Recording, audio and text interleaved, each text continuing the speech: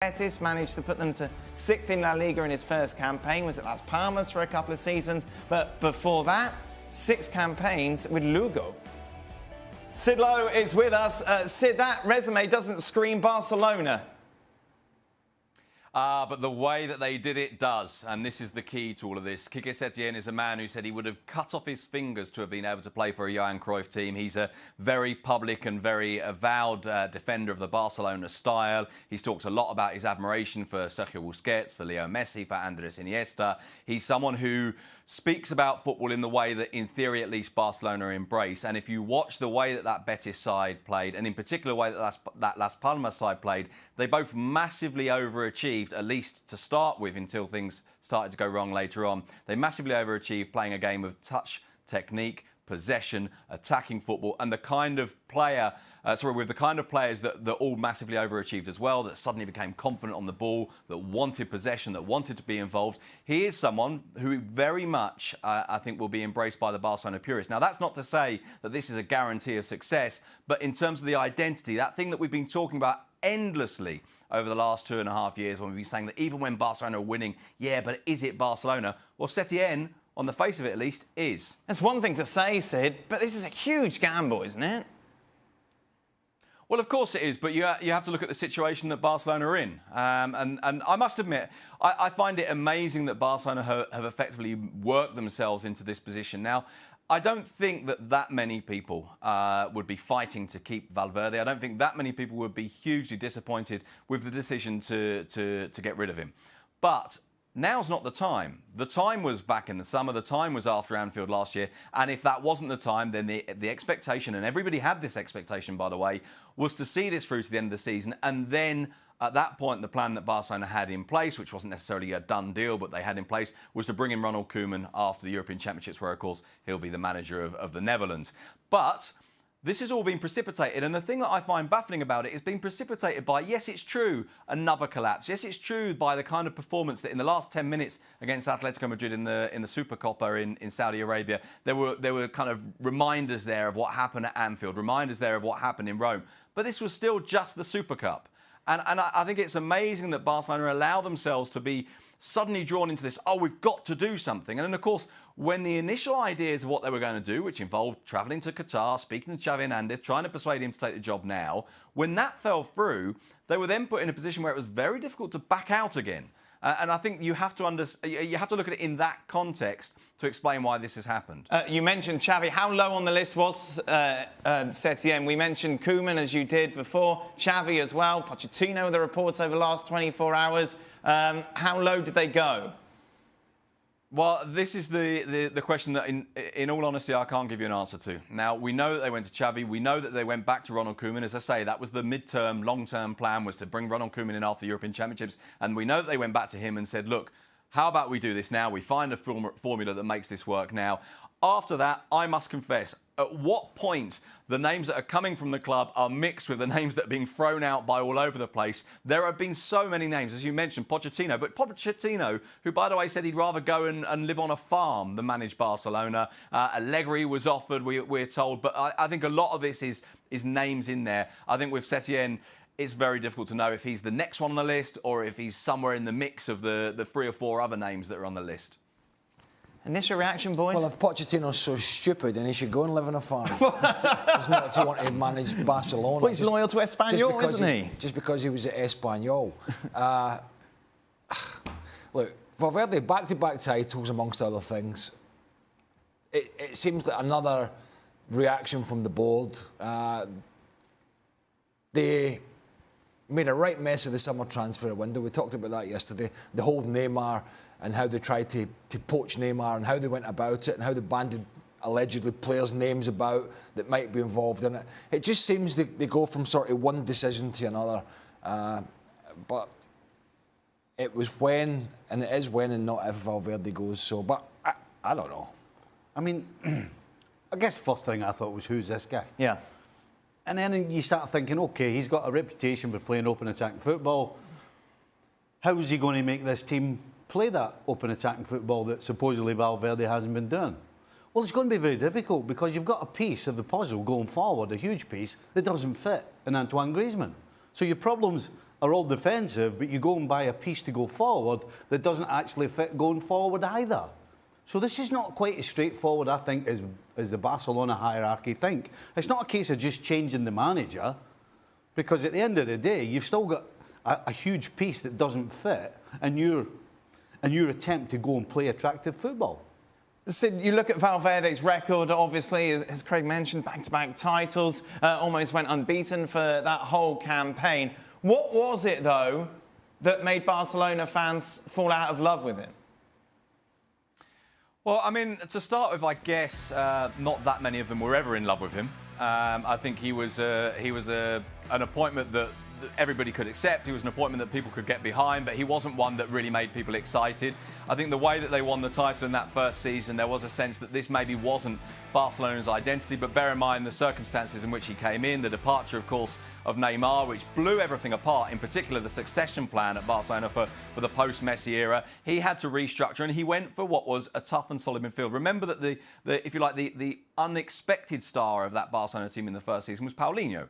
And when you're talking about someone like Paulinho, people automatically think, yeah, but this isn't very Barcelona. I think people accepted that a bit in the first year, but then defeat in Rome damaged it. In the second year, I think they played much better, but again, still maybe not Barcelona style in terms of the recent context. And the recent context, of course, is that Pep Guardiola team. Isn't this this is the big problem, isn't it, Sid? Aren't Barcelona fans just living in cloud cuckoo land, that they think they're going to have Xavi, Iniesta, Busquets all in midfield running things, Messi, and it just isn't going to ever, it's never going to happen again, basically. So stop it, you're top of La Liga, accept it. Well, that is part of the problem. But, of course, there's a difference between accepting that this can never happen and accepting that, yeah, there are still some things we'd like to see a bit more expansive. We'd like to see a bit more of our identity here. We'd like to see the team perform a better style of football. Now, I think at times that failure to embrace a Barcelona style was exaggerated. But, of course, there is an inescapable reality in those first two seasons, which is in 2 Champions League campaigns in a row. They go away in the quarterfinal against Roma with, I think, a 3-goal lead and blow it. They go away to Anfield and they blow it in a really quite humiliating sort of way. And what that does, of course, is reinforce the people that already had the doubts, reinforce the sense that, yeah, maybe this guy is an all right manager. Maybe this guy is okay, and maybe there are some problems that aren't of his making. And by the way, I think everybody knows that this isn't entirely of Valverde's making. Then people thought, well, he isn't the man. And I must admit, and I say this as someone who's broadly speaking being a defender of Valverde, I think in the summer they should have resolved this. And he probably shouldn't have even started this season. But having started it, doing it now is pretty baffling. Let's be honest, taking Messi out of this team long term is the bigger problem. They would be kiting to get in the top 4. They would have a right fight on to get in the top 4. So there are issues out with, and I think Sid's already touched on it, but there are issues out with the management situation, even if the manager isn't the ideal choice. So there are other issues within the squad. But at the end of the day, you're at one of the biggest clubs in the world. You know something's going to change. Yeah.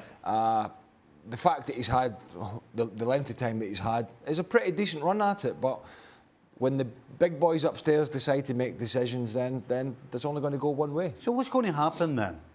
They've got all these plans for the start of next year. What happens if this guy actually turns it around? What are they going to do? Because we saw with Ole Gunnar Solskjaer when he came in, the turnaround was incredible, and he gets the job. And then, of course, it falls flat on the face. What happens if the same thing happens here? So obviously, Sid, as well, not only do they have dealing with a new coach, Luis Suarez out for 4 months after that operation. I think took a lot of people by surprise. Initially, it was going to be weeks, wasn't it? Announced yesterday it was going to be much longer than that. Are Barca going to go out and get someone else to try and replace him? Or is this now Griezmann's time to, right, come on, show us what you're really worth? Well, that Griezmann element speaks a little bit to what Steve was talking about there's a piece that doesn't fit, and maybe now Griezmann can fit if he plays as that number 9. I don't think that's still quite his natural role. I think his natural role is still broadly Messi's. Setien, I think, will try and find, if you like, a kind of a collective or harmonious solution to that. I think it will be team-driven rather than individual-driven. In terms of Suarez himself, I think you're right. They will look to replace him, but they were already doing that. They were already thinking, and Suarez in an interview about, I think, a month or 2 ago, said, look, Barcelona are going to have to think about what they do when I'm not here anymore. Suarez next week turns 33. This knee injury will keep him out for 4 months and basically the rest of the season. I must admit, and it makes me quite sad to say this, but I wonder now if he may never play for Barcelona again if this sees him not come back for this season. And given that they were already in a planning stage for finding a replacement for him in the summer, now, of course, with a different manager and a different structure around them, and who knows how long this lasts, it might well be that the type of player that they prepare to replace him with, which before they were looking at Lautaro Martinez because they see him as the closest thing to a Luis Suarez, maybe that changes now. Maybe now they restructure this and think, actually, you know what? We don't want this type of striker.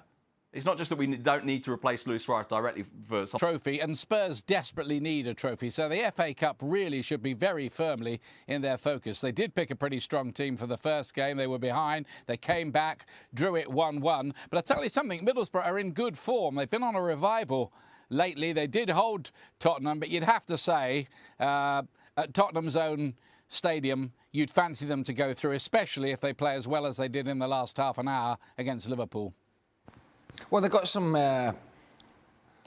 injuries to worry about, but he needs to get back onto winning ways. Yeah, sharpish. They got a couple of games against a couple of the lower teams in the Premier League, who were sometimes really catching the eye when Mauricio Pochettino was in charge of them. Are we expecting too much from Spurs? Like Pochettino couldn't get a tune out of them for the last, obviously a Champions League final, but was that just an anomaly really compared to everything else that we've seen from them? And we just put them at too high a standard? No. You look at the players, I just think they should be performing better. The difference between the Pochettino's side is in this one now is that this one is just not playing anywhere near as good a football as Pochettino's were. Even at the end, when they weren't winning, they were still playing some decent stuff, but not getting results. The honeymoon's well and truly over for him. That being said, he needs he's got this transfer window and the next one, which he should get. Otherwise, the whole thing's just a pointless waste of time. Sure. And then we'll see what kind of business they're going to do. But with the players they've got, not keeping the ball and lumping it up the field like they've done in the last 2 or 3 games when they've been under pressure, isn't going to win any awards for Tottenham and their fans. They've gone from a team that is solid at the back, through the middle, and can score goals up front, to a team that looks like every time somebody goes at them, they're going to let goals in, and who have kind of dried up going forward. So, and it's not like there's been a huge overhaul of players. It's the same group of players. They definitely need players, and right now it looks like Mourinho can't get this group of players to play together. Manchester United, as I mentioned it in action... That might be a bit of the problem, Stevie, I think. That might be a bit of the problem with Tottenham. It is the same group of players. I think they have gone stale. They've been nearly men in a lot of competitions. There wasn't a trophy. Alderweireld and Vertonghen, not probably the players they used to be. Eriksen, halfway to Inter Milan. Is his mind on the job? There's a few things really there with Tottenham. I think there are a lot of reasons why they're not playing well. Meanwhile, United taking on Wolves, as I mentioned, tomorrow. Reports all around that Bruno Fernandes is about to join United, Ian, and I know you've been tweeting about it. You like this signing. Yeah, and I thought they should have signed him last summer. They scouted him, and then they didn't want to go through with the deal. I don't know what all the reasons were for that, but he's a player I like. I've seen him play for Portugal. He's an attacking midfield player. He gets goals. He gets assists. I think he's going to add some dynamism. I think he'd be a great signing for Manchester United if they can make it happen. It looks like it might happen, but the word from Sporting is they want players from Manchester United as part of that deal, notably Marcos Rojo, apparently. I don't think that'll be they can have him. Phil Jones, Lingard, take the whole shebang. There you go. Just a reminder. Can fill a bus. You can go to the website to catch up on all the latest transfer news. And also you can go over to YouTube for a bit of extra time. We stay late, of course, to answer your tweets. According to the bookies, Liverpool will finish in the top 4. Surprise, surprise. Manchester City will join them. Leicester City, meanwhile, 7-1 on to make it to the Champions League next season. Chelsea, 11-4 on. Manchester United, the closest challengers at 3s. Tottenham at 9-2. Ian, we've seen Leicester, of course, a great start to the season. It's their first real blip. Wolves are a strong side. I've had a little bit of a blip recently, but they're a strong side. I don't think Sheffield United will hang around there, to be honest with you. I think the second half of the season, particularly the way they play, such a high-intensity game. Most of these guys come up through the Championship or the lower leagues. Have done a great job for Chris Wilder. I think they'll continue to have a good season, but it won't be that good. It's whether Man United can get any sort of consistency, which I personally don't think they can. I think Leicester, barring a disaster, are pretty good for the top 4. Leicester okay, Stevie? I think so, yeah. You know, the one thing Leicester's got really is they can sort of glide along during the season. You know, your Arsenal's, United, Spurs, Chelsea, they're under the spotlight all the time. They're being asked questions all the time. So Leicester, with the lead they have over 5th spot, plus the ability they have, I think they'll be fine. Was this inevitable? Did you mention you lose someone like Ndidi? Yes, 100%. And I wasn't shocked at the Southampton result, by the way. Really? Listen, it becomes a mental thing. You've just annihilated a team by 9 goals, and then you've got to play them again soon. Yeah. It's a completely different mentality. Did you have that with Crystal Palace? We beat Crystal Palace 9-0 at Anfield, and about 4 months later, we lost to them in the semi-final of the FA Cup. It's a complete mental battle. Just explain that a little bit. Like, how does your brain work? Well, you've got from Southampton's point of view, this lot battered us by 9. Right. We owe them 1. So every one of them is like, they're all keyed up. Whereas Leicester, they're going, well, we battered them by 9. We'll just play a football and we'll be all right. And so when you start the game like that, it's not quite as easy to turn that around as Leicester found out. And I know this is not a Southampton chat, but and some the other side of the coin is as well, they were arguably the lowest going into that game, and definitely after. Hasenhüttl was on the hot seat big time. He's not now, for the time being. You sure? Because they've played some really good stuff lately, so it wasn't as big a surprise because the reason Stevie mentioned, but also the fact they've been playing a heck of a lot better. Everyone's got an opinion on United at the moment. Ian, what's yours? Well, they blow hot and cold. You never know what Manchester United are going to turn up on the pitch, do you? On the weekend, they go and hit 4 past Norwich. I'll give Ole Gunnar Solskjaer credit for one thing amid the great debate. He's made Marcus Rashford into a very effective goal scorer, which he hasn't been really before now. He's getting a lot of goals now, so something's clicked there with the team. I mean, I think their best hope really of making a charge late in the season into the top 4 is they get this Bruno Fernandes deal done. He does come off and he gets the kind of goals and sets up goals in the way that he did in Portugal. But that's a big if. Is he Messi? Is he turned into Messi, Bruno Fernandes, from Portugal to England? Because that's one player who you think can make that much of a difference, Ian. No, I didn't say he could. I said if the deal gets done and if he does come off, and not everybody does come off immediately in England. But from what I've seen of him, he does look a player, to me, who might make a difference. Do you stick with Ole, Ian?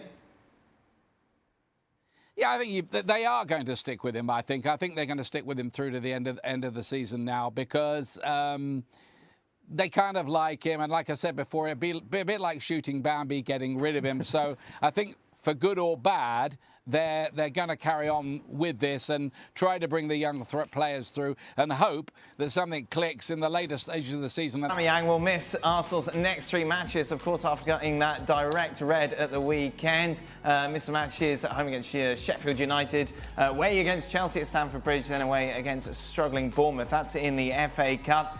Ian, I know it's an obvious question, but it wouldn't be the first time I ask something like this. They're going to miss him, aren't they? Yeah, obviously, he's always among the goals. He's always among the top goal scorers in the Premier League. He got goals for Borussia Dortmund. So, yeah, it's obviously a big miss, and it's a bit of a test of Arteta. I think Arsenal have improved under him, but are they going to be able to do that without their top goal scorer on the pitch, especially against Chelsea? Yeah, it's going to be a big ask. I loved Arteta's interview at the end of the Palace game when the reporter said to him, so Aubameyang's got a 3-game ban, and he said, well, we'll see. No, he's got a... Try appealing that. Oh, no, he's got a 3-game ban. It's coming. Well, some people are saying it wasn't clear and obvious. Yeah. What? Well, I'm not sure he should have changed that. It's not clear enough. Anybody watches that and says, all right, forget it. It was a red card all day, every day. Yep. Boring start. He's scored just under 50% of all their Premier League goals this season. You're right. Right. There's nothing boring about it. No, there's no. I wasn't asking for your approval. I'll tell you what, I stick up for you, now. You go. So, clearly, obviously, clearly that's a big miss. Lacazette can step up to the plate, for sure. He's a really good player, and now he has going to have to step up for Arsenal in that main striking role. I know Aubameyang's been playing a little bit off the wider position, but somebody's going to have to bang them in for Arteta. It's only 3 games. It's not a disaster. They're not in the hunt for the league. They're unlikely to get in the top 4, but it is what it is. Do you want to start? You got any stats? No, thanks. Well, if you give me a start and you're struggling for something to say, can you build yourself out for a little bit? Yeah, I mean... Well, here's some stats. 91 games, 57 goals. There you go. You're right. No, the thing about Arsenal is it's a complete disaster, to be honest, for them that he's not playing. Not only is he the guy that scores the goals for them, but this team can't even put together a 90 minutes when they've got everybody. Yeah. So how are they going to do it when he's not even there? So, yes, they'll miss him, but they got so many other problems that this is just another one. What have you made of Arteta so far, Ian?